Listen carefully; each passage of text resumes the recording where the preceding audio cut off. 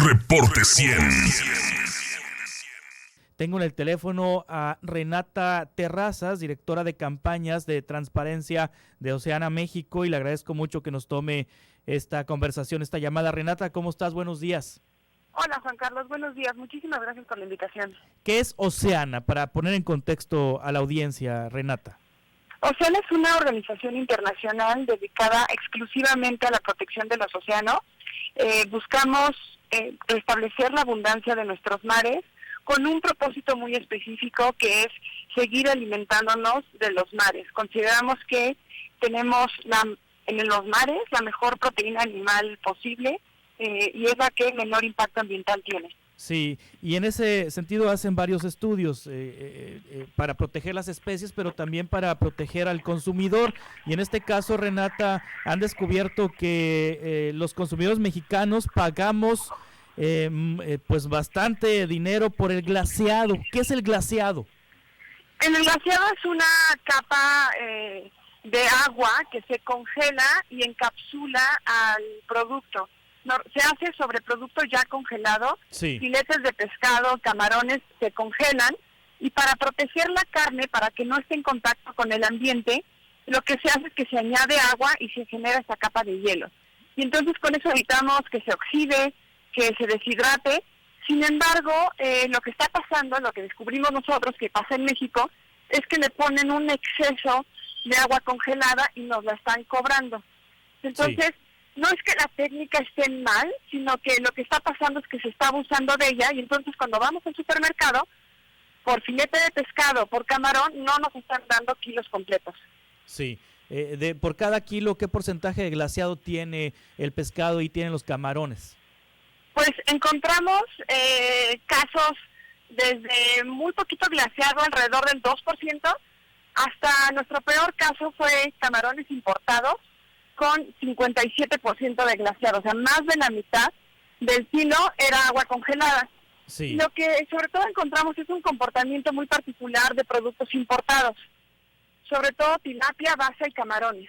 Esos tres productos importados presentaron en promedio más del 30% de glaseado.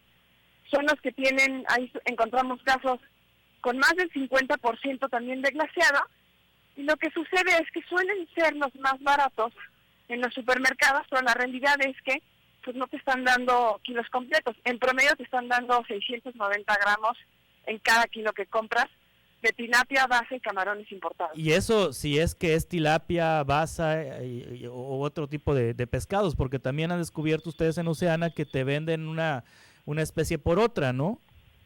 Sí, o sea, justo normalmente lo que sucede con la sustitución de especies, que fue la investigación del año pasado, lo que hacen es que te venden un producto muy barato, como es la tilapia y la basa o el bagre, y lo hacen pasar por un producto más caro.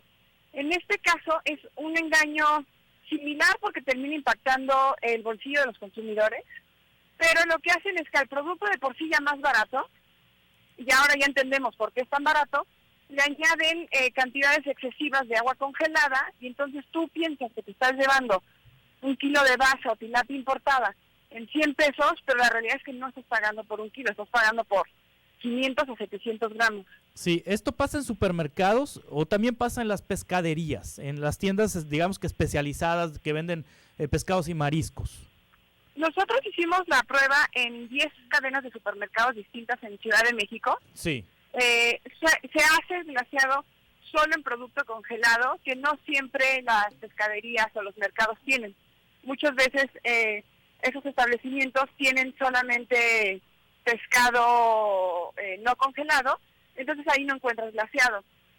Pero lo que sí vimos es que de todas nuestras muestras, 98% tenían glaseado.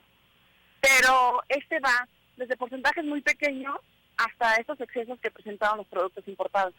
Sí, es decir, es recomendable entonces para el consumidor acudir a las pescaderías donde haya pescado fresco, camarones frescos en lugar de pescados congelados. Pues es recomendable para los consumidores varias cosas. Sí. La primera es seguir consumiendo pescados y mariscos. En Oceana le apostamos a este consumo y al incremento de este consumo.